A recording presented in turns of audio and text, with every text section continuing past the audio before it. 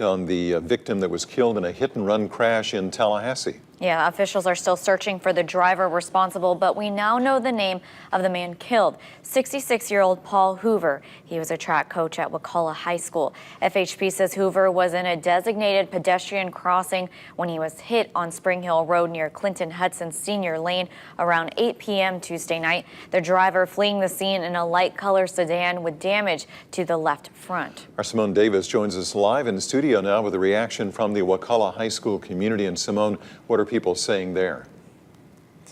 Art, the news is devastating to those who knew Paul Hoover. School officials say grief counselors will be back on hand for students and staff on campus today.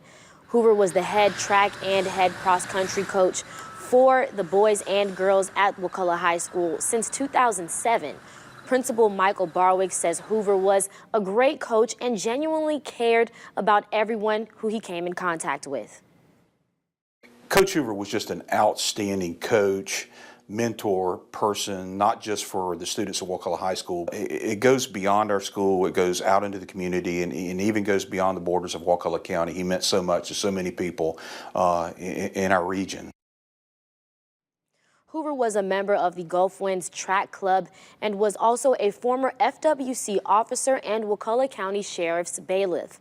And Chris Savory, a spokesman for Wakulla County Sheriff's Office, released this statement, reading in part, Hoover was well respected and liked and a great guy all around. He also says Hoover was loved by everyone at the Sheriff's Office and the courthouse.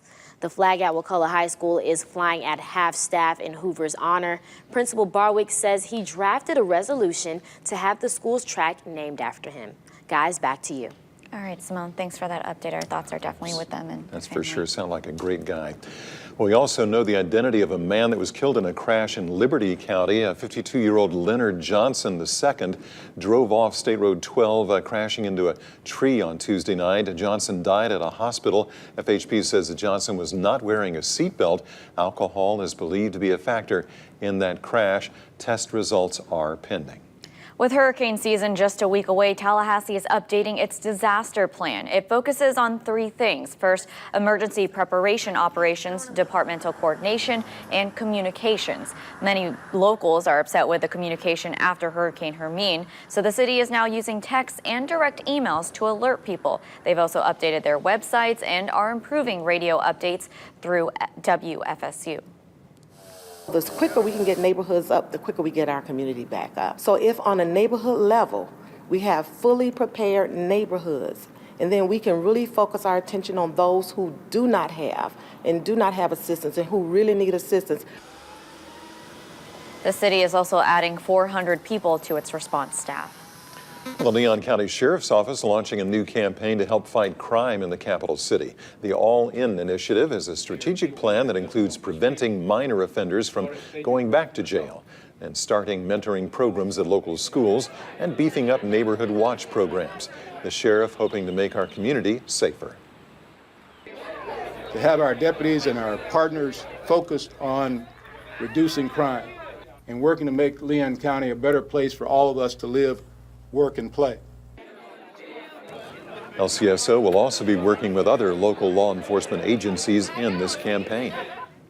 Well, it's the unofficial start to summer beach season, and if you plan on traveling this Memorial Day weekend, you won't be alone. CBS's Peter Greenberg, a travel expert, joins us live in New York with more on holiday travel. Good morning, Peter. AAA predicting big travel numbers, so how many of us will actually be hitting the highway? Oh, it's 30 million plus. And there's a good reason for that. Fuel prices haven't spiked.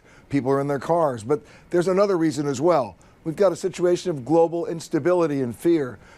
We have the U.S. dollar, on the other hand, so powerful against foreign currencies. So it's actually a great time to go overseas because there's so much available space. It's actually cheaper to fly from Florida to Europe than it is from, let's say, Florida to San Francisco. So something you should consider either over this weekend or for the rest of the summer. Wow, that's very interesting. That's cheaper to fly over to Europe from Florida. Well, Peter, after the terror attack in Manchester, security around the globe has increased. How do you think this will affect travelers?